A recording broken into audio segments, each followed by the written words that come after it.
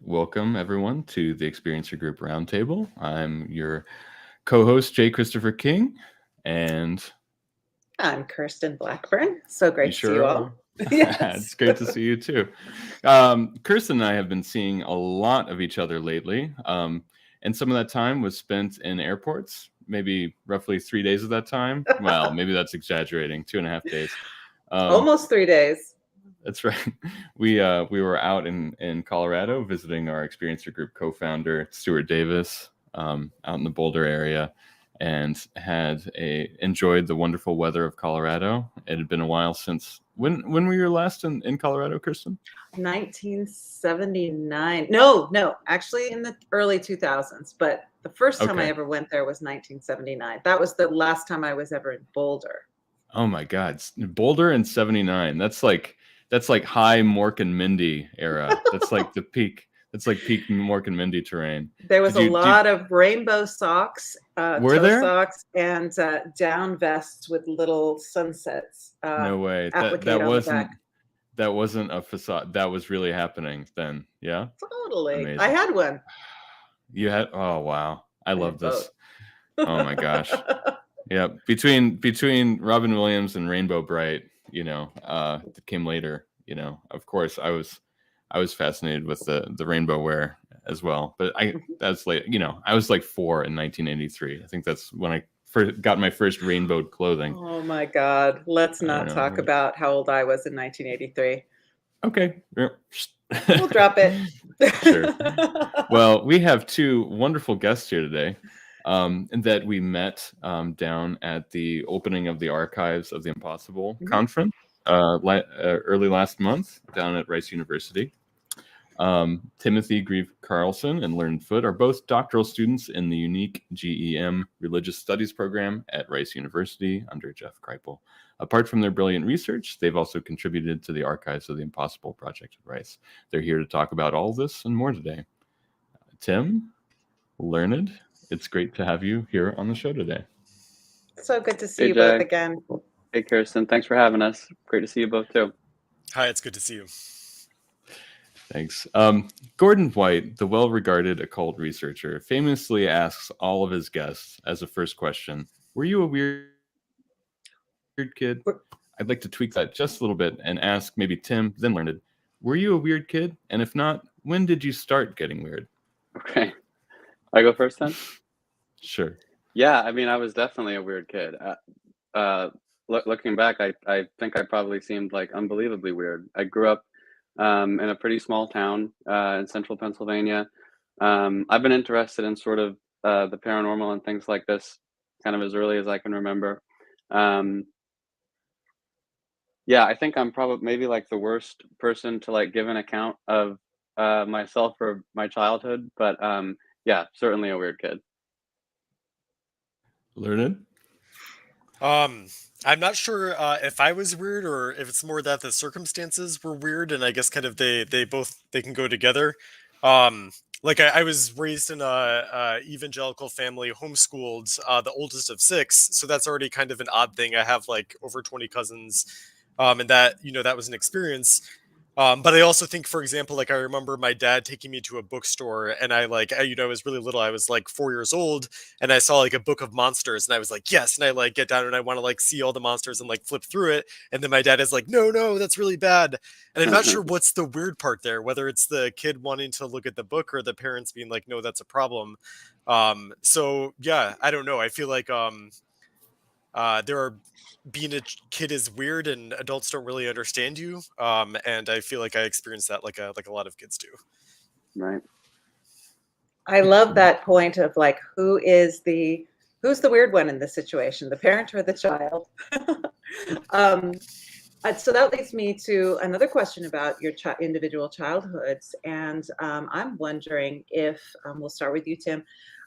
Did you have anything that could have been, now looking back, could have been a paranormal experience or something that you just couldn't explain as a child? And then we'll go to Learned. Yeah, I love that question. And I think the answer is probably yes. But as I'm thinking about, my childhood, I think, to have like a paranormal experience, you have to have a pretty firm sense of what normal is, right? And so for most kids don't really have that, or it's handed to them. A prefab notion of the normal is kind of handed to them.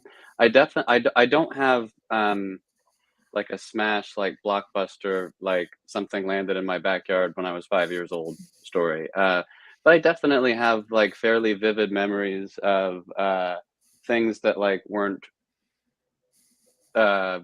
like discarnate presences in my room with me. You know what I mean? Things like this that I think like most people, if they explored their childhoods sincerely, would probably find too. So yeah, the answer is yes, but maybe with quotes around it. Sure. Yeah. Interesting. And it's always interesting to talk to adults and kind of turn your mind back to kind of relook at those things that a lot of kids sort of see as either dreams or just something that, like you said, is sort of moving in and out of reality as you're trying to establish what your reality is going to be.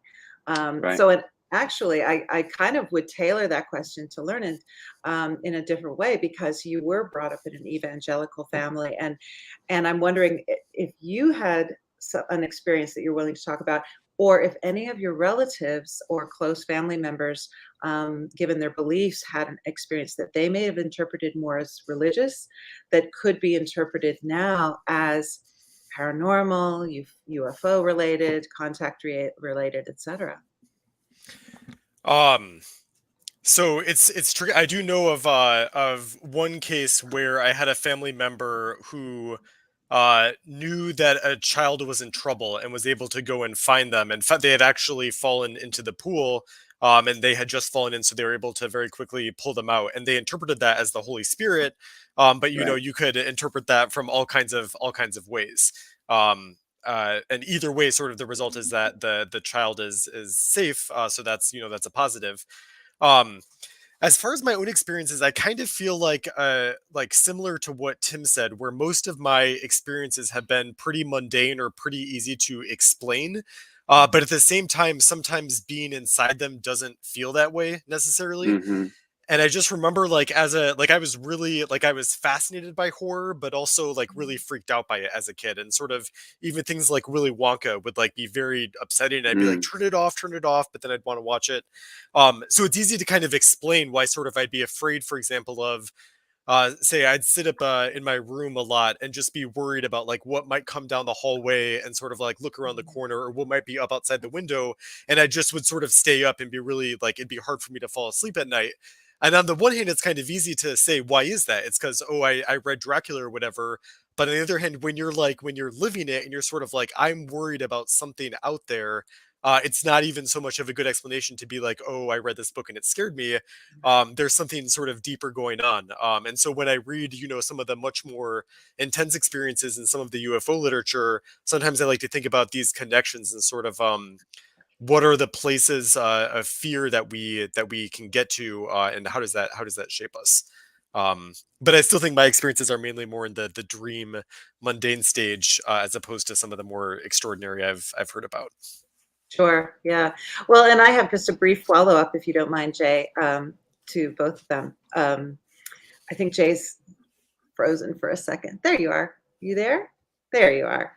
I just have a brief follow-up for both Tim and Learned, because you've both been in religious studies, and in one of my own experiences with my own family member is that my father had, as a child, these recurring episodes where he would see light coming in at the foot of his bed and flooding the room, and he was terrified of being taken away, essentially. He viewed that as a totally spiritual experience, which took him on the road of becoming what Stuart Davis, our partner, calls spiritually promiscuous.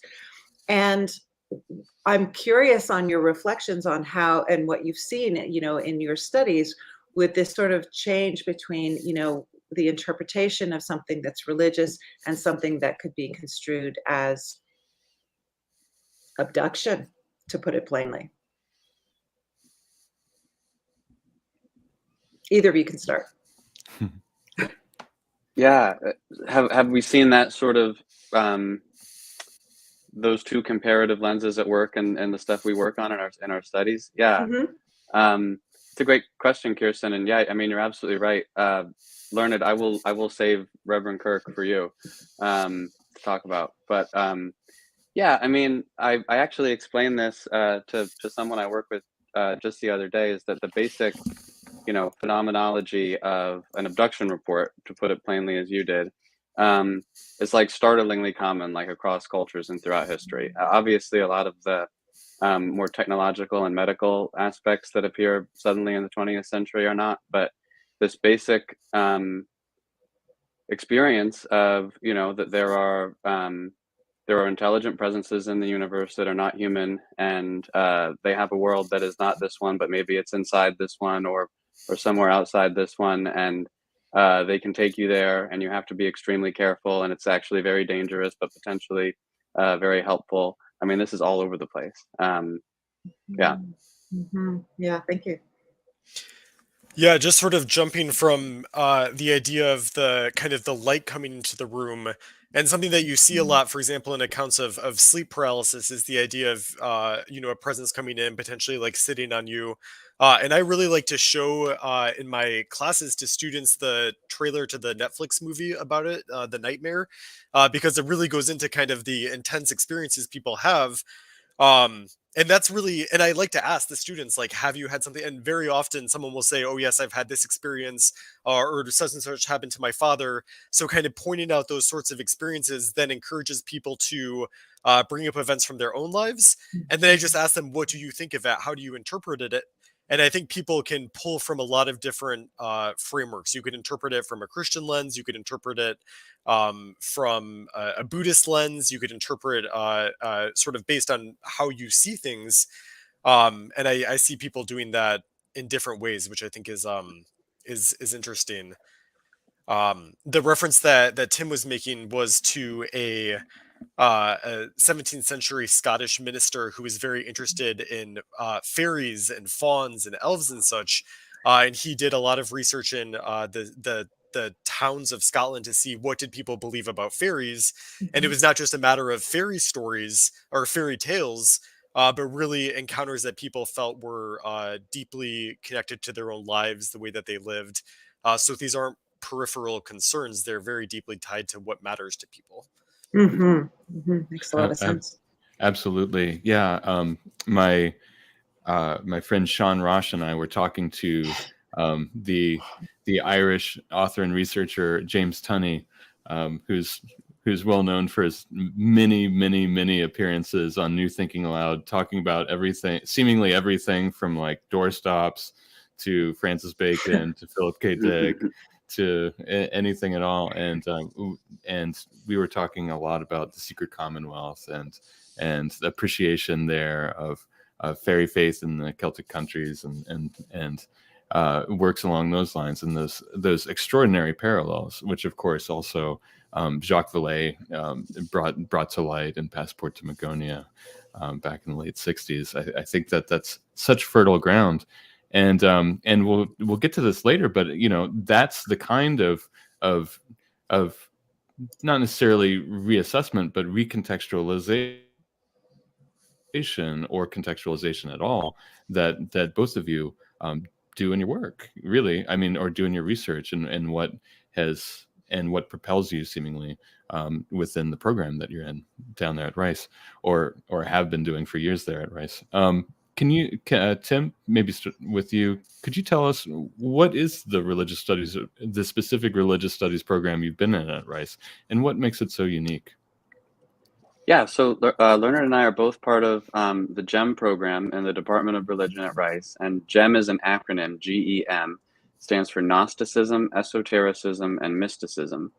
So this is like a graduate concentration in the PhD program where students focus on esoteric, marginal, heretical dimensions of the religious traditions that often kind of tend to get suppressed both by the religions themselves and also the scholars who study them.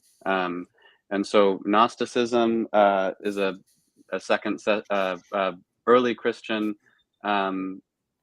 sort of it's kind of hard to describe. Early Christianity used to be much more diverse than Christianity is now. At the time, there were a lot more things kind of considered Christians. Gnosticism is one of them. Esotericism just sort of refers to, as I said, kind of the more heretical, experiential dimensions of religious practice. And of course, mysticism kind of means the same thing. But under the GEM umbrella, students study all kinds of different specific manifestations of these kinds of things. Thanks so much. And Sure. and Learned, what was your route? How did you get to the GEM program at Rice? What eventually led you there? The main thing for me in the first place was reading Jeff Kripal's books. And I just came across them a few years after I went to undergrad. And I really liked them because I felt like he, on the one hand, was very critical of religion. Like he would point out kind of the ways that it can be supporting power structures or it can have negative effects, or sort of be hurtful to people. But at the same time, he really was interested in sort of how religion worked and kind of what were the symbols and the practices. And he really took it seriously. So I didn't feel like when he studied religion, like he was trying to explain it or put it into a box. And I thought that his way of talking about it was very expansive. And he also, for example, in The Serpent's Gift, he did some thinking about homosexuality and heterosexuality in the life of Jesus, for example, and Mary Magdalene with the Gnostic Gospels. And I just love that because, you know, coming from that evangelical Christian background, I was very interested in kind of the materials of Christianity. But I didn't want to sort of have kind of the narrow, restricted view that I was raised with. And I felt like Jeff sort of had a point of view that was much broader. And then the faculty at Rice, there's a lot of professors who do work on similar or related things. Like Claire Fanger does work in medieval magic. My own advisor, Anne Klein, does work in Tibetan Buddhism. And so it was not just Jeff Kripal's working kind of in studying religion, but then this whole set of faculty that I thought were asking these really interesting questions and had these different research focuses that sort of they can all come together when you have a group of students and teachers studying in that way. Thanks so much, Learned. And maybe I'll ask Tim the same question, then we'll toss it to Kirsten. Tim, what led you to the GEM program at Rice? Yeah, I also read a book by Jeff Kripal. I had a good friend, so I was finishing up my undergrad, and I had a good friend who had read Jeff's book, Kali's Child, which is Jeff's sort of Freudian analysis of the life of Ramakrishna, South Indian saint. And my friend told me, I just read this book, and it's terrible. It makes Ramakrishna into a pervert, and you would love it.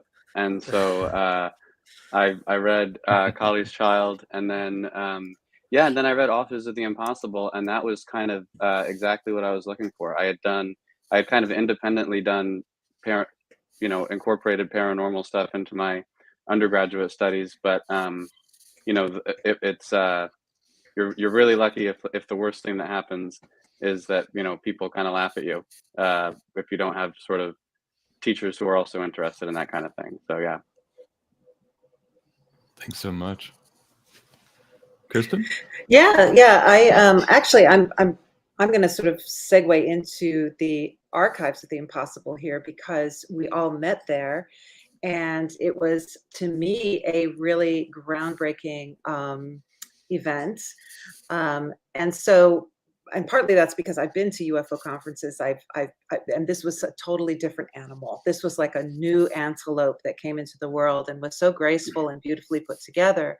So I'm curious from both of you, first of all, what was it like working on the archives at Rice University? And what was it like, I guess this is a two-part question. What was it like organizing that event? And we'll start with you, Learned. Yeah, so I feel like those two things, they came together, but they were a little bit distinct. Like at first it was kind of, we were working with boxes and just like Tim and I especially, we spent a lot of time with the papers of Jacques Vallée. So it was dozens and dozens of boxes and going through the materials and looking at newsletters and photographs and really from all over the world, from all different decades, and kind of just, hours sitting in the basement of Fondren Library. And that was really, it was awesome and really interesting.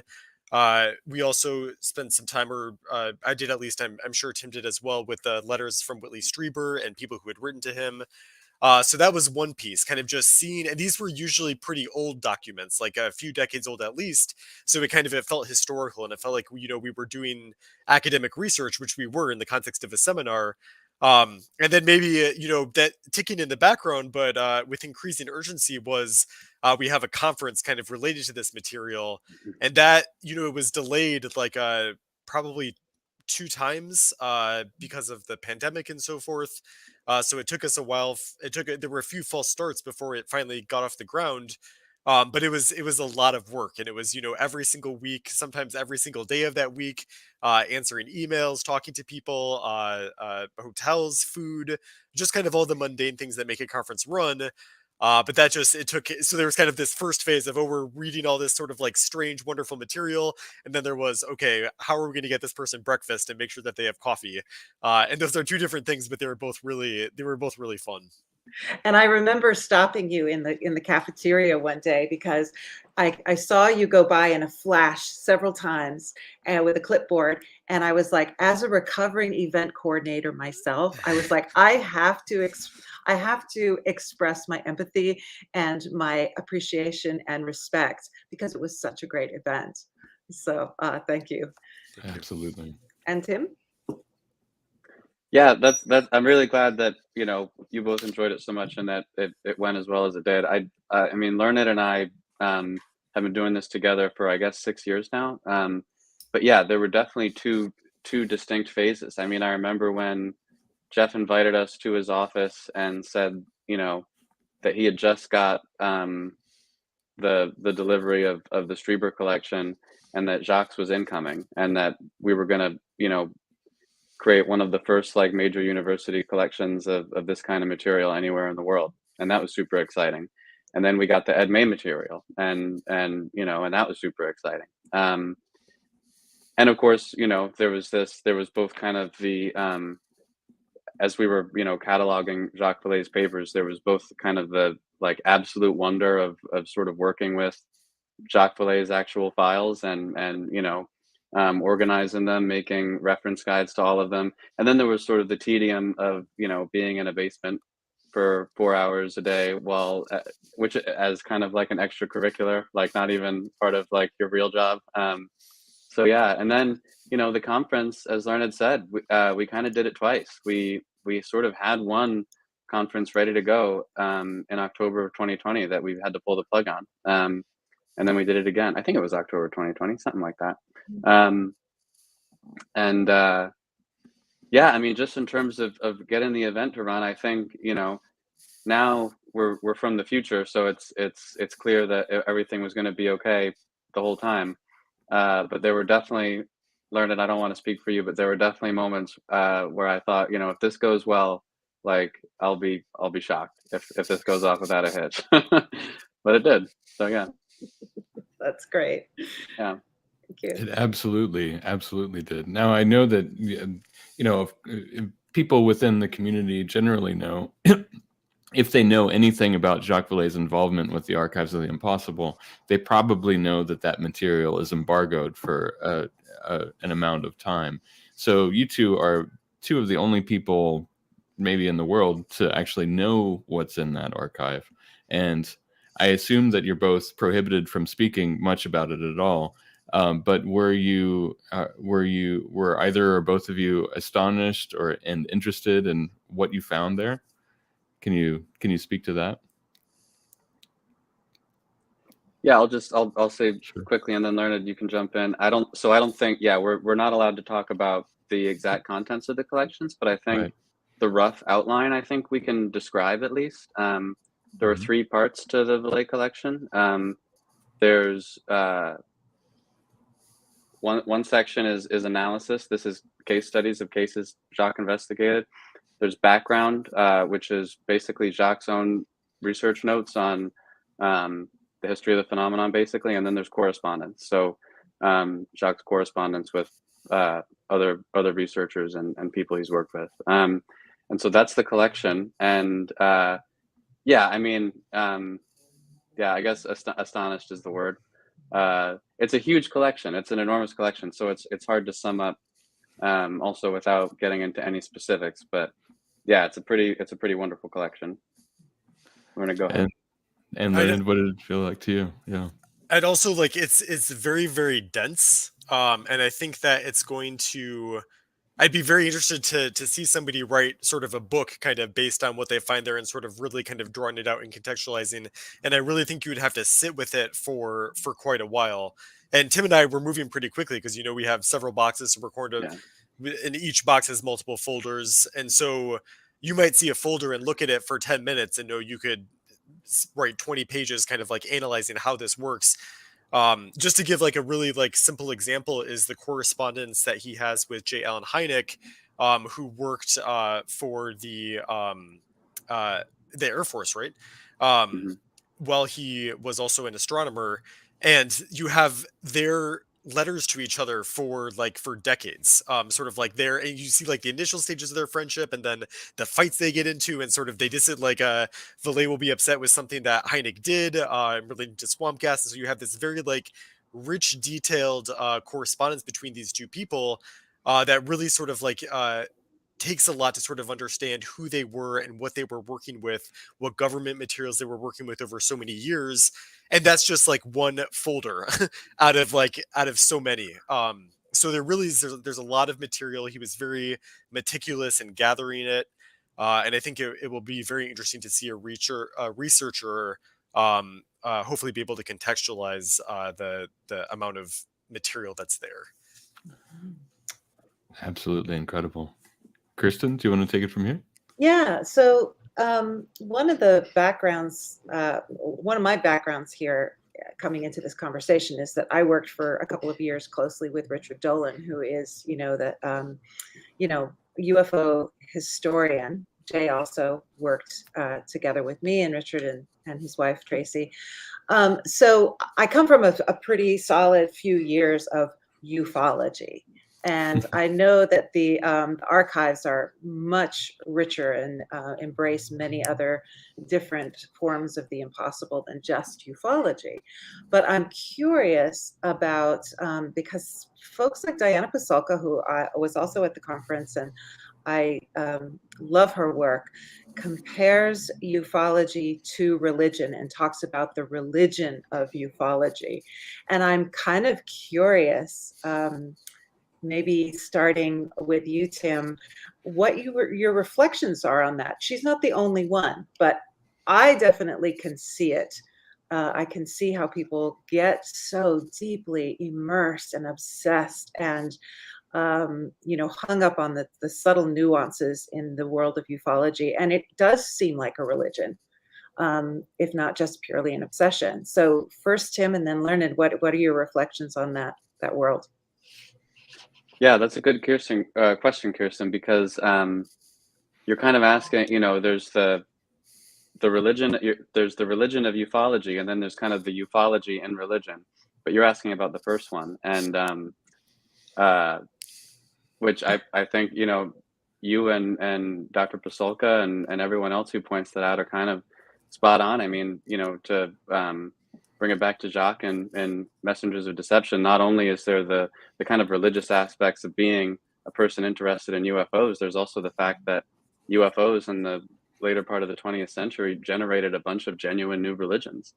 But I think what you're talking about is maybe not mundane, but a little bit more everyday form of religiosity, and kind of this moment of awakening where you kind of realize like, oh my gosh, like the UFO data are like real in some way, or kind of this moment of understanding that there's a real anomaly here. It's not all just, comic books and weird Cold War fantasies. Yeah.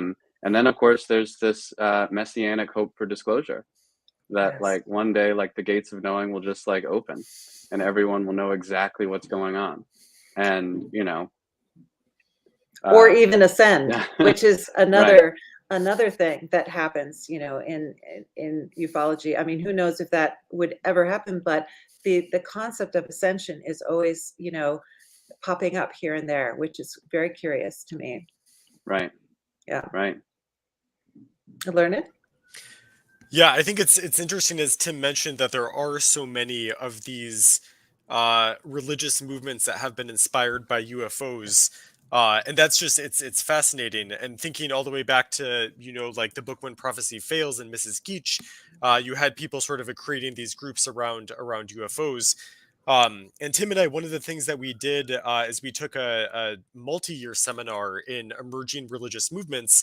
And one of the things we looked at in that, among many different new religious movements, was the UFO ones, kind of looking at some examples of these. And it's interesting because when you look at it that way, you see all these different new religious movements, then you're like, okay, which ones are the UFO ones? Even picking that out is not so easy.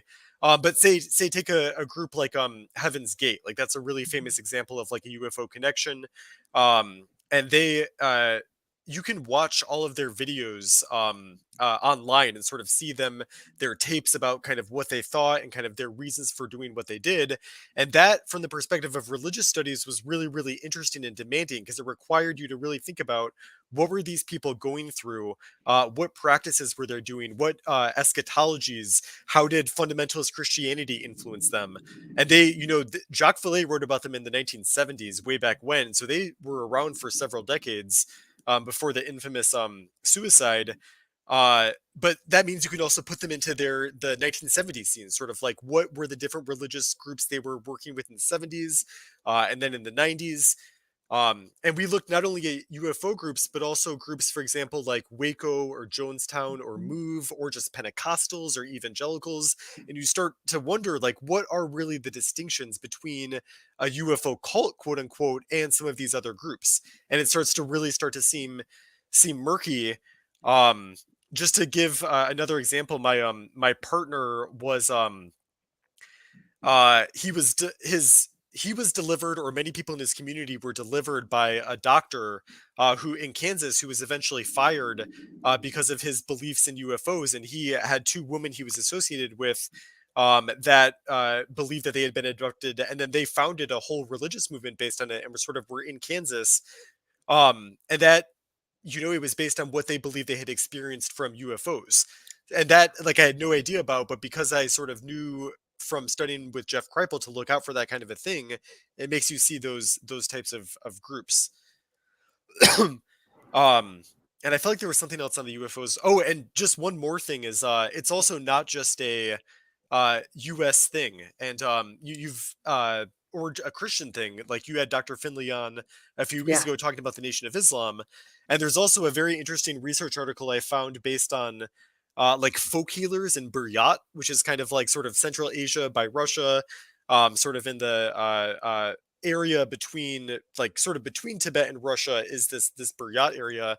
And you have folk healers who also talk about UFOs and kind of describe how UFOs are important in their folk healing practices. So you really, when you start looking for the UFO, you find it in all these unexpected places in religious history, which I think is a pretty interesting thing. It makes you wonder, how can you really separate out the UFO from religion? Is it even possible to do? Yeah, that's amazing. Thank you Brilliant. both. Yeah, go ahead, Jay. Absolutely, thank you. We before we move on from the overlay of ufology and the GEM program and the archives, UFO Joe Merja Hey, asked, Joe. do either Tim or Learned think speaking about the Vallée embargo, do either Tim or Learned think the embargo is a good idea, considering this field has dealt with an alleged government embargo for decades? According to Jacques Vallée, he put the 10-year embargo in place to, quote, avoid the kind of spurious quarrels that erupt in ufology on a regular basis. Do either of you have anything that you'd like to say about that, or about the kind of bind that the unique bind that you're both in for the next few years anyway? I mean, I'll just say, first of all, Joe, that's a good question. I'll just say quickly, I mean,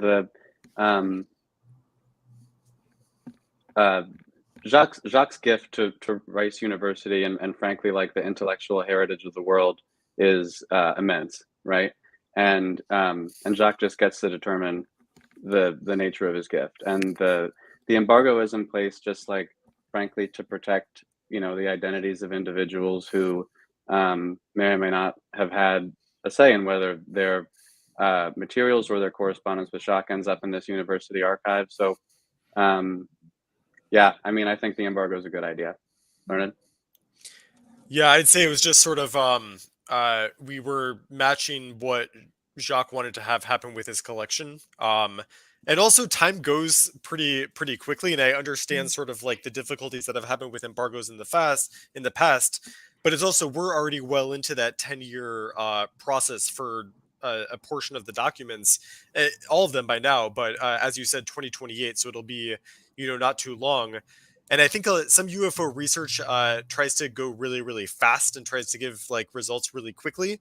And I feel like one effect that this might have that might be good is to, have people sort of sift through and contextualize and think about the material in a careful and critical way, as opposed to being like, it's here and we have to be like, the first one to publish something like immediately. I think there's sort of like a slowing down effect. That is it's not too long. It's 6 years. We'll hopefully be around to see that occur soon. Absolutely. Oh, I think you cut out there for just a second, Jay. Well, I'll pick up the baton here. I'm actually curious because another guest that was at the archives was a remote viewer. And please refresh my memory as to his name. He was in the Stargate program. He was also part of, various military remote viewing. Edwin May is his name. And it was particularly great for me to meet Edwin May because I grew up in Palo Alto in the 1970s, where SRI was going strong. And I actually saw Uri Geller speak when I was 8 years old. So I have a particular interest based on my childhood in remote viewing. So did either of you work with Edwin May's files at all?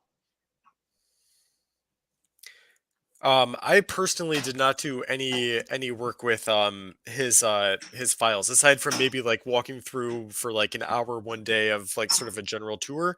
And I think I read like a little bit of one of his books. But I was not one of the students that really focused on that collection. I was more so focused on Valet and Strieber. Right. Yeah, same here. I think for both Learned and I, the Valet collection was kind of our full-time thing in the archives. But the May collection is amazing. Our colleague Christopher Senn, Senn, has spent the most time with the Ed May collection, and I believe that he'll be writing a dissertation kind of out of the Ed May collection and kind of I actually don't know exactly what form it'll take, but yeah, Ed May's collection is amazing. It wasn't our specialty though. Right. Gotcha. Thank you. Yeah. Well, and just as everyone's probably noticed that Jay kind of disappeared, and it was probably because of a Wi-Fi connection. So as soon as he comes back, we'll plug him in here. Gotcha. Yeah. So let me just refer back here for 1 second. I'm really actually very happy that we got a chance to talk about your own experiences, because as you probably know, the experiencer group is a place where we have regular support group meetings with experiencers, and the reflections that come up constantly, the ability for people to be able to talk about what goes on in their lives has been an amazing focus. And we were lucky to have many of our members there at the archives as well, which was really, really cool, and really cool for them. Since I don't really understand how this works, I may have to pause the show for a second because we're just here. So let me see how I can do this.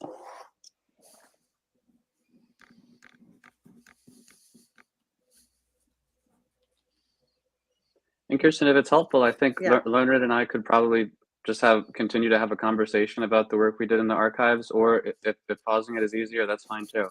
Actually, go ahead. I mean, I'd love to hear more. Sure. Yeah, so Learned, if there's anything in particular that you'd like to bring up, I mean, feel free to stop me. I do think, Kirsten, the first time I heard about the experiencer group was before the conference. I didn't know very much about it. Days back. Yeah. I'll just finish up this thought. But Yeah, yeah, I mean, continue. I think the work that you guys do is really important and really essential. And we kind of like live in this sort of unique moment in world history where people continue to have these experiences, which traditionally would have been interpreted and frankly kind of like resolved and made meaningful in like a traditional religious framework. And for a lot of us, especially in kind of the northern hemisphere and sort of in the quote unquote like secular age, a lot of these frameworks for making meaning out of paranormal experiences have just kind of evaporated. And I think it's really special what you guys do, kind of putting some of that scaffolding back in place in a way that makes sense to people living in 2022. So yeah, I think it's really special, and it was great to have you guys at the conference. Thank you. Thanks. I appreciate you guys sticking with that. My internet hasn't cut out for a few weeks now, Yeah. and I'm sure somebody might be able to make a solid conspiracy theory out of talking about the embargo on Volée, and that's some classic Art Bell material right there. Right. But here we go. So you both, unless Kirsten asked this while I was gone, you both have a very unique position within academia. Of course, these views are subjective, and the program that you're in is incredibly unique. But do either or both of you see progress being made in how the paranormal and anomalous is treated in academic circles? Leonard, do you want to go first? I just spoke for a little bit. Sure.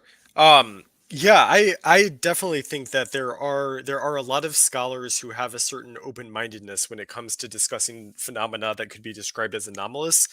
And I feel like my perspective on it is a little bit weird because, I've spent the past 6 years studying with Jeff Kripal, and so that shapes already kind of like a lot of the material that, like, for instance, like he would assign sort of like is in a very specific milieu. And so like you sort of figure out who are the people that kind of think along in these directions within the field.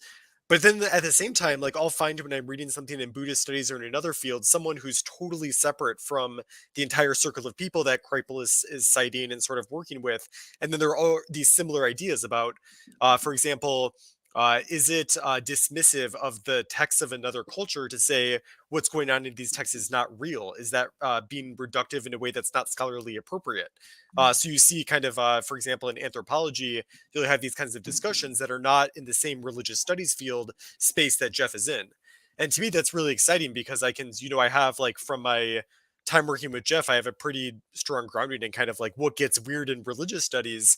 And I'm very interested in scholars that have a similar open-mindedness and an unwillingness to jump to conclusions in other fields. And I try to cite those and kind of build them together because I think that they can really be in conversation, these different ways of thinking through disciplines. So I think there is kind of there's a widespread interest in sort of breaking down assumptions about what we consider to be possible or normal or real, and that all of that is works well in these contexts. Thanks, Leonard. Tim? Yeah, I agree. I mean, yes and no. I think on the one hand, scholarship has kind of, in certain areas, really opened its doors to this kind of thing. But it also has been going on for a while. I mean, one example I love to point people towards is this like classic work of anthropology, Evans Pritchard's Witchcraft, Oracles, and Magic Among the Azande. This is a book that most students in Anth 101 will read. And it's just this great study of the way that belief in witchcraft and magic works in this traditional society in Africa. And at one point, Evans Pritchard says, I have only once seen witchcraft on its path, and he describes seeing this anomalous ball of light move through his camp. It goes into someone's hut, and then the next morning that person had died. And Evans Pritchard doesn't say, he speculates a little bit, but he just sort of baldly states that this happened. So there's places where you can look for this kind of thing throughout the history of, academia and scholarship. I'll also say that, I mean, in certain corners, resistance to taking the paranormal seriously kind of just continues to ossify and get stronger, especially as intellectuals in some corners kind of take our current kind of disinformation environment we live in more and more seriously. They kind of consider belief and interest in the paranormal kind of on the same scale as some of the political disinformation that kind of flows around, and sort of they see these two very separate things as kind of uh, one problem, which I kind of disagree with, but you can't argue with everyone about everything. And so I think in some places it's definitely opening up. In some places it's ossifying. Learned, you probably had the same experience. I mean, I know that I have like the face that I show academics outside of Rice when I first meet them, and I tend to not use the word paranormal or anything like that. And then I have kind of the face where I'm like, okay, yeah, this is what I really do. So yeah. Yeah, it's weird. Sometimes I feel like I sort of try to guess where people are from their writing, but I don't know. I haven't really tried it out in person too much to be like, well, you give me this vibe in your essay. What do you really think? Right. But that it might be interesting to explore that with more people. Thank you so much. And kind of getting into it a little bit with regard to your specific work. I'll start with Learned. Learned, much of your work is focused on Tibetan Buddhism and translating the biographies of a certain lama. Can you tell us about that work and how that work dovetails with the anomalous and the paranormal? hmm so I'm studying the biographies of Adzom Drukpa, and that really came about through my work with Anne Klein, who is one of my advisors at Rice. And I had done a master's in Eastern literature, which effectively meant in that program China, India, Japan. So I had some exposure to Buddhism, Confucianism, etc. But it was really in Dr. Klein's program that I got more in depth and learned Tibetan, for example. And there's just instantly a sort of like differences between the explanations I would hear at the monastery for how reality worked and how history went and kind of how things were, and then what I might read in a library book, for example. Even the idea of what the Buddha taught. So Tibetan Buddhism is based in Vajrayana, Tantric Buddhism. They have all of these discourses that are attributed to the Buddha, and then from an academic perspective, they might say, "Oh, historically, that's impossible," or "You're saying this person lived for hundreds of years. How could that be?" There's kind of this whole kind of like what was real in the academic books was different than what was real at the monastery. And just like a simple example of that is reincarnation. So reincarnation is so popular and so um, widely practiced in Tibetan societies. This idea of finding when someone dies, finding their next incarnation, and training the child in the ways of that. And that's just it's not a cultural practice that's very familiar to people living in the United States, for example. So there's kind of these different realities. And what I became interested in Jeff's work was Jeff focuses a lot on encounters with otherworldly beings that can produce knowledge or delusion. He writes about this in Kali's Child and Mutants and Mystics in his own experience. And so I started looking within the Tibetan literature for what were times that somebody would meet a ghost or encounter a spirit or talk to a woman in the sky who had advice on what he should do with his life. And it was just very, very prevalent. Like you open up a book on Tibetan Buddhism and it's all over the place. Scholars have sometimes described it as being shamanistic because it involves so much interactions with spiritual beings, with deities. So there's kind of this rich cosmology and ways of practice that involve a set of realities that is not the same set of realities that people might expect in a U.S. university, for example. So really navigating those two, and it's more than two. Like I can't just say, oh, this is Western and this is Tibetan, because in Tibet there's 6 different ways for how you can sort of interpret what's going on. So kind of like learning how to articulate kind of these different ways of seeing reality kind of shook up my sense of reality. But I think it's also helpful for shaking up maybe the academic sense of what's real or what matters to people. When you see in the context of these Tibetan books, so much emphasis on things that would seem impossible to somebody who isn't inside of that culture. Thanks so much, Learned. I mean, that just opens up so many doors for conversation, and it's very fruitful, and I'm sure we'll have to come back to these questions another time too. Tim, you've done some work on the overlap between ecology and the paranormal, especially with regard to a religious radical named Johann Kelpius. Can you tell us a little bit about him and why he may be of interest to experiencers of anomalous phenomena? Yeah.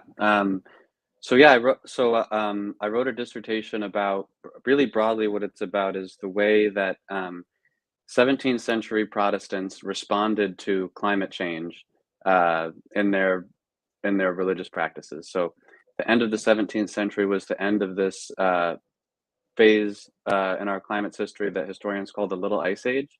So right around this period in the Northern Hemisphere, it had been pretty cold for a while, and it suddenly got very, very cold. And so, of course, the nation states, the churches, the individual people all kind of respond to this in their own ways.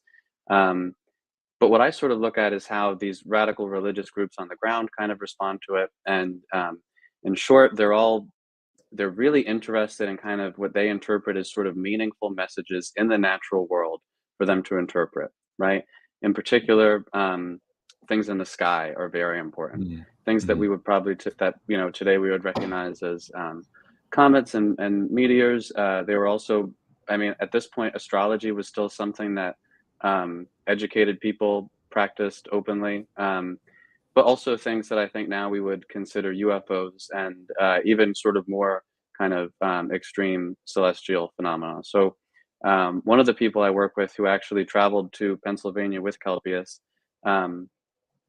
she was a religious radical who was in prison for kind of criticizing the Lutheran Church. And at one point she says that she had a vision of God's judgment hanging over the city of Erfurt, which is a city in Germany at the time. I wonder what God's judgment looked like. What shape did it have? What did it look like precisely? But whatever it was in the sky over Erfurt in the 17th century. Kelpius, at one point, I mean, Kelpius's interest in the sky is kind of obsessive. The sky is sort of constantly communicating with him. He's constantly trying to figure out what it means. And where this really gets interesting, I think, for people who are interested in UFOs, is after Kelpius dies. Kelpius dies in 1707, and he immediately becomes kind of this legendary figure in the city of Philadelphia. People are sort of passing his letters around, making copies of them, making copies of his poems. And about 100 years later, after he dies, not 100, I guess 90 years, a book comes out by an author named Charles Brockden Brown. The book is called Wieland, or The Transformation is the title of the book. And this book's really important because some people consider it the first American novel. I think it's actually the second American novel, but it's a very, very early American work of fiction. And it's based in large part on kind of the memory of Kelpius. In particular, it opens with this scene, spoiler alert, if you haven't read this, 250-year-old novel. It opens with this scene where a character based on Kelpius is actually is killed by a UFO while he's saying his prayers in this tabernacle on a cliff outside of Philadelphia at midnight. And so Brown says that the object was lit from within as though like a flame, but without its upward motion.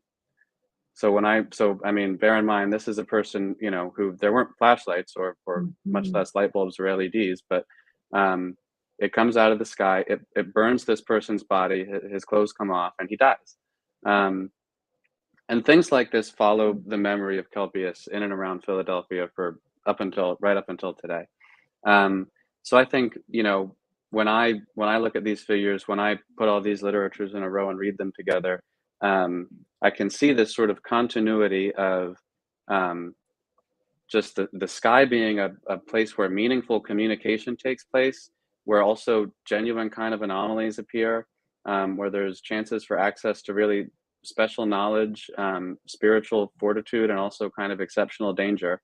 And of course, now we live in the space age version of that, where they're spacecraft and the intelligences inside them are extraterrestrial. So yeah, that was a little bit long. Sorry.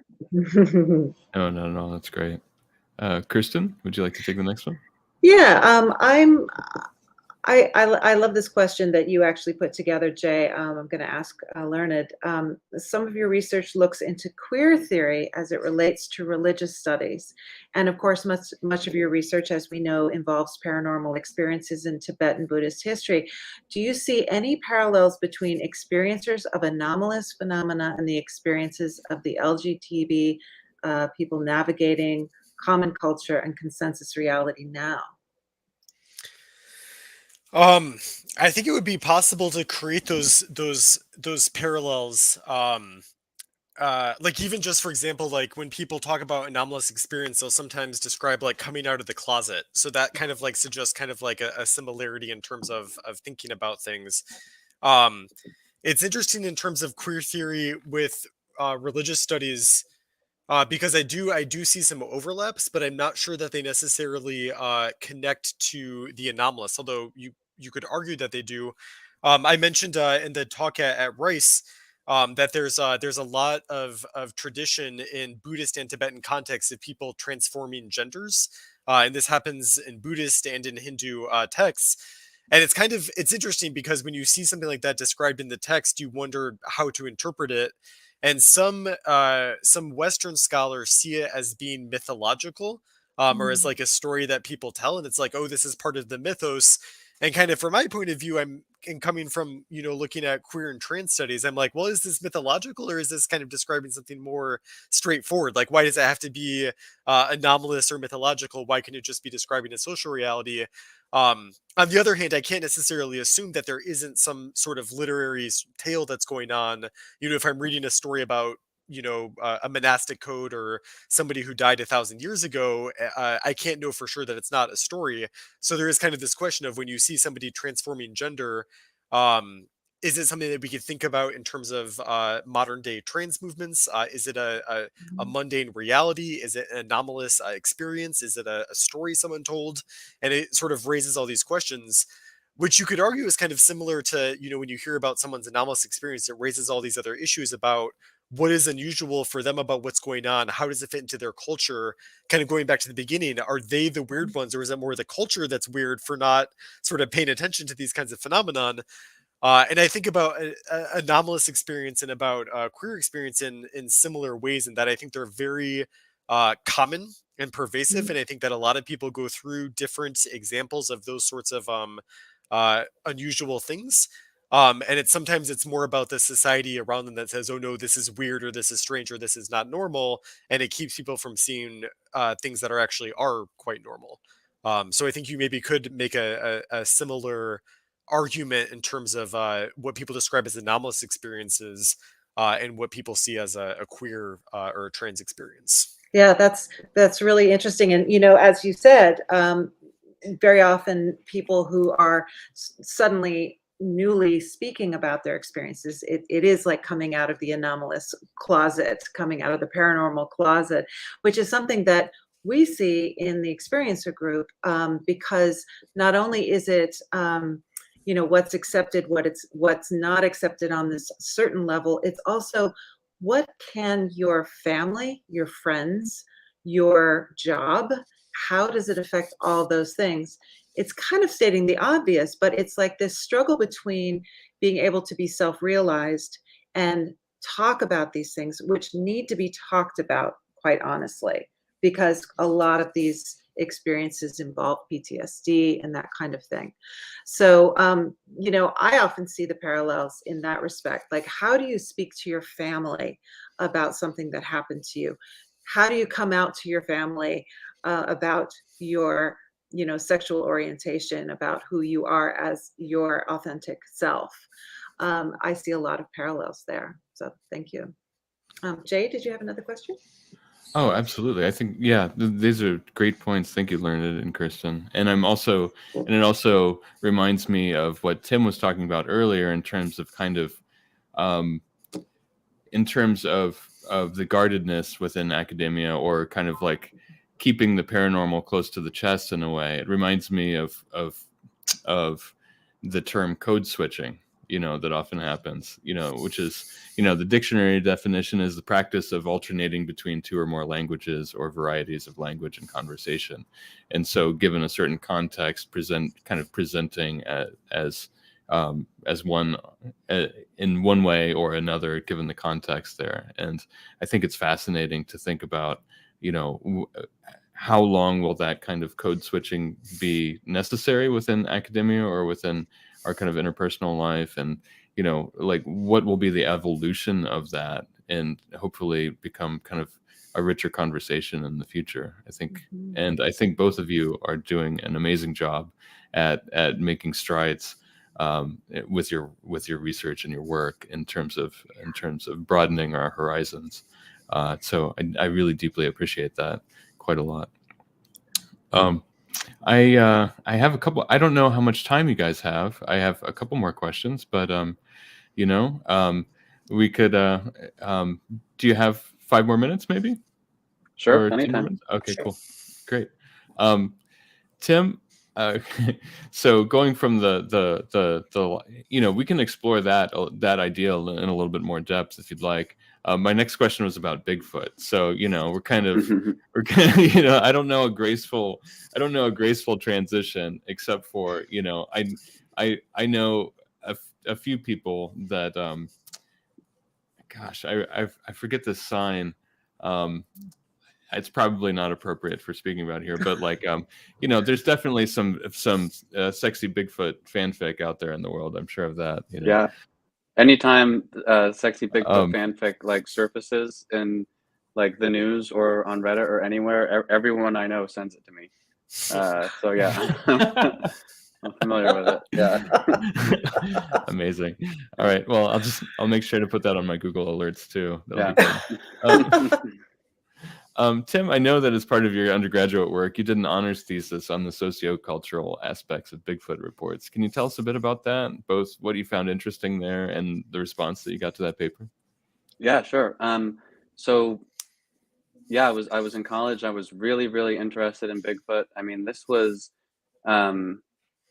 2010. So this was right before kind of like now like Bigfoot, at least online, the conversation is kind of dominated by this show that came out, Finding Bigfoot, on Animal Planet, and was extremely successful. I think it ran for 10 or 11 seasons, and now podcasts like Sasquatch Chronicles kind of are really kind of like the dominant conversations in this area. At this time, there was none of that. There was very little. So most of the information about Bigfoot circulated in print.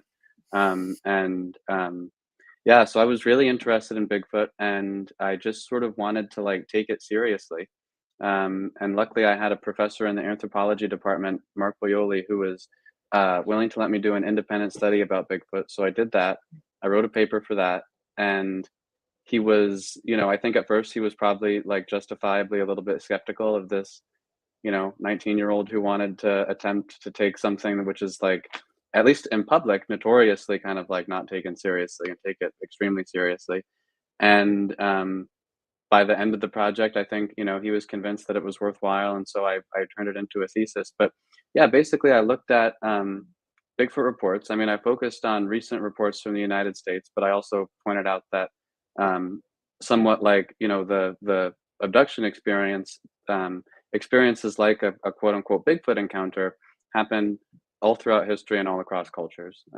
So obviously Bigfoot, that word only appears in the 1950s in the Pacific Northwest, and then throughout the United States, different people have different words for what they call, wild men or hairy humanoids. But yeah, so I look at these reports. I notice a few things when I kind of put them all together and look at them. Most people who report a Bigfoot encounter, they tend not to be people who are already really interested in Bigfoot.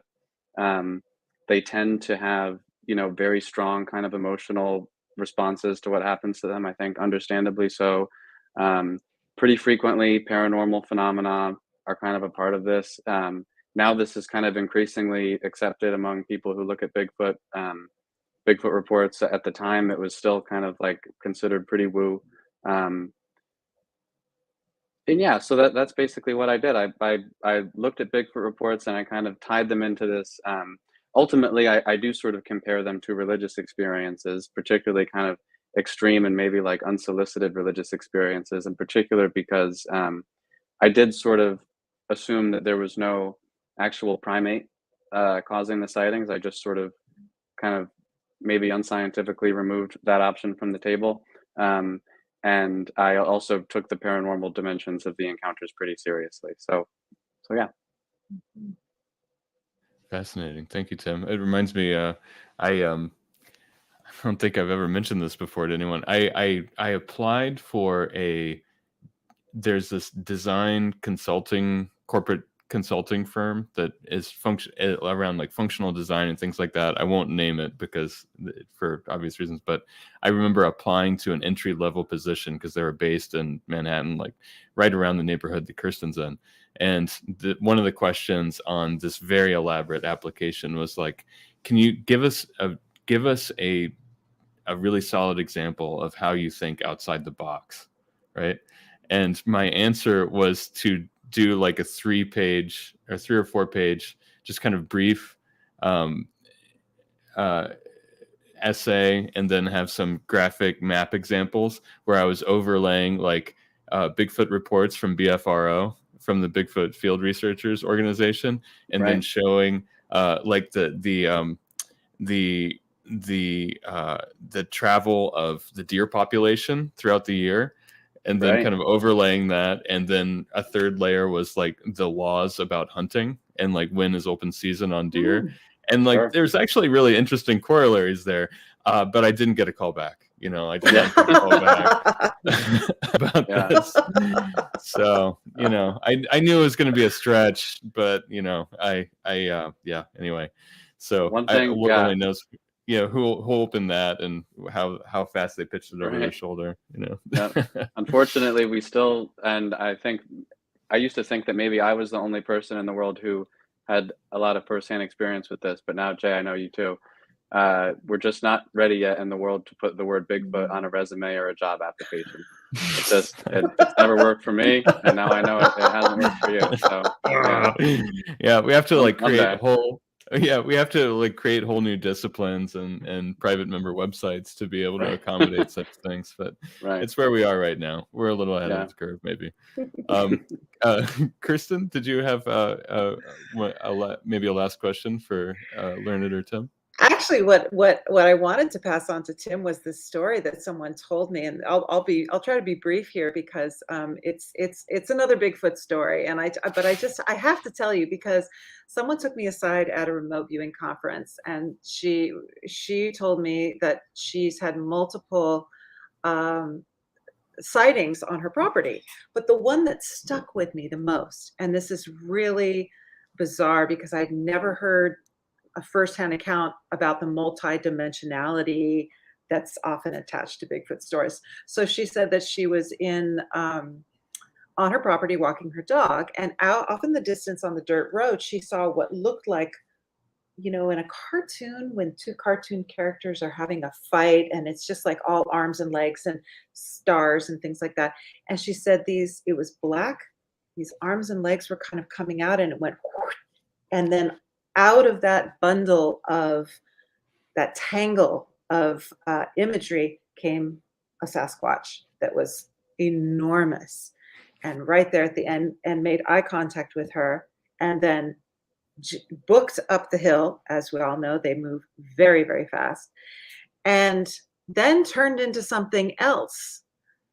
So I kind of wanted to tell you that story. She was a very credible person, and see if did you come across these multidimensional sort of like coming out of the blue stories within your UFO work or in your Bigfoot work?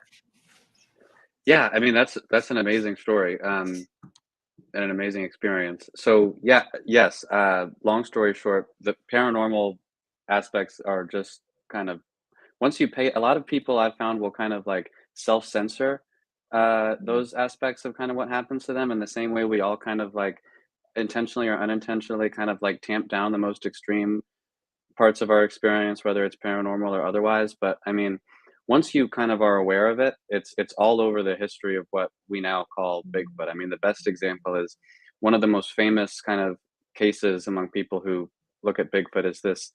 It's called the Ape Canyon incident. Anyone can Google this story, the Ape Canyon incident, and it's this group of miners in the Pacific Northwest are attacked overnight by this group of Bigfoot, and they're driven from their camp. And these Bigfoot are throwing rocks at them. And this account is really important because it sort of appears before Bigfoot was really popular in America, and it's just so scary and dramatic. But what most people don't know about that account is that the miners were practicing theosophists. They were actually communing with the spirits of the dead and spirits of not even the human dead, other kinds of spirits, in order to find gold. They were sort of engaged in all these different magical practices, and and they're chased out of their camp at night by Bigfoot. So, once that part always gets cut out of the Ape Canyon incident, which is told as just this straightforward account of a group of large angry primates antagonizing some workers, when in reality, the actual content of the experience is sort of profoundly influenced by these attempts at otherworld contact in order to find gold, which is actually what, a huge part of what talking to spirits used to be about, trying to find treasure. We don't really do that much anymore, but yeah. Yeah, that's amazing. Very cool. Well, I just want to thank you both so much for coming on board, for dealing with a couple of technical glitches, and for being such lovely guests for our very first live roundtable. All right, I've got one last question for Learned, and similarly, Learned, Tim just gave a great account from the Sasquatch lore. Do you have a favorite paranormal account from Tibet, from the history of Tibetan Buddhism, that really resonates with you or comes to mind often? That's a great question. I would have to think about it, because there's a lot of accounts. One of my favorites is of Nagarjuna, who is he's a philosopher who kind of invented like Mahayana philosophy, or he's attributed with this. He's like a really big deal in philosophy circles, even nowadays, by people who take philosophy seriously and all that. But it's said that he got all of his scriptures from going to the land of the Nagas, which is underneath the ocean. And actually, those scriptures have been held there since the time of Buddha, and they needed to wait for the right time before a human could find them. And so this whole process of kind of journeying to the land of the Nagas and retrieving these scriptures is part of that story. And that just, I think it's really striking, because you have this philosophy that people take really seriously, but they don't necessarily credit what the Buddhist cultures do, which is this story of encounter and experience with otherworldly beings, or it'll be mentioned but not really kind of like dealt with in too much depth. So I think it's really interesting that they come together. You have that philosophical erudition alongside these stories of otherworldly or encounters with entities. And I really would like to see those more closely brought together and thought about the interlinkings between them. Mm. Wonderful. Thank you, Learned. And one last question for you both. Among contemporary studies of the paranormal, anomalous, and current themes with regard to these themes, what are each of you most interested in when it comes to reports or researchers or the work that's happening these days? I would Either just one of you first. maybe to jump in first. I'm very, very eagerly awaiting Dr. Stephen Finley's book later this year on the Nation of Islam. And it was probably our first semester at Rice in Theories and Methods that we started getting assigned Dr. Finley's work. And it was so fascinating in so many ways, and very deeply historical in its methods. And I've met him a few times over the years at different conferences, and kind of have seen the work develop. And I'm really excited to see it become a fully fledged book from Duke University Press. And I'm really interested to kind of read through every single page of it. And he has made some really fascinating interventions in the field of esotericism, where he really, with other authors, has challenged the idea of Western esotericism and said, what do we mean by this? Like, what fits into that category and what's left out? So I think his work on extraterrestrials, his work on esotericism, is just really, really fascinating. And I'm so excited for his book to come out. Oh man, me too. Thanks, Learned. Tim? Yeah, 100% second thought, Leonard, on Dr. Finley's book. I think that's going to be huge. I'll just like have two really quick things that I'll say. One is I mentioned this to Jay before we started, but I watched your interview with Colm Keller and George Knapp, and I also read recently their new book, Skinwalkers at the Pentagon, and you know, even despite everything that book is about, and of course having Pentagon in the title, one thing I kind of enjoy about that book is sort of its emphasis on the role of paranormal phenomena and UFO reports. And I think that admissions like that from these people who are affiliated in certain sectors with the military and intelligence agencies, I do think it's a good thing to let some of that gas out of the you know, advanced extraterrestrial spacecraft with potential security and military applications hypothesis. I do, you know, every step away from that direction of kind of militarizing, hyper militarizing the UFO, I think is a good step to take. And then the last thing I'll say, I just finished a wonderful book. It's called Jeff, G-E-F, the Strange Tale of an Extra Special Mongoose by Christopher Joseph. And it's this full scale, like 400-page analysis of the Jeff, the talking mongoose. Jeff was a ghost in the form of a weasel that lived in a cottage with a family on the Isle of Man in the 1930s. And it's one of the, for people who are interested in kind of the history of the paranormal, Jeff, the talking mongoose is kind of a case that you'll hear about every once in a while. And I think probably justifiably ignored just on the basis of the words Jeff, the talking mongoose. But this book is amazing. And I think it really shows how, you know, a lot of times as people who take the paranormal seriously, we're really defensive about kind of its more like absurd aspects. And the fact that like, no, it actually like, it's real and absurd at the same time. And I think Christopher Joseph's book on Jeff really highlights how it is something actually happened and it's absolutely hilarious. And it's also has a lot of like important implications for the world we live in now. So yeah. Oh, Wonderful. that sounds great. Oh man, Jeff, the talking mongoose. I love it. Yeah. Thank you both so much for the time today. This has been an absolutely fantastic conversation. And I feel like it's only beginning. It's only a beginning for conversations that can happen in the future. I think I speak for both of us in saying we'd love to have you back in the future to dig in deeper about your current work, other research, your views. And we really appreciate the time today. This has been absolutely wonderful. Thank you. Thank you. Wonderful. Thanks so much. As I said, really appreciate you guys having us on, and I really appreciate the little space you've carved out for people to be able to talk about this kind of thing. Oh, thank you.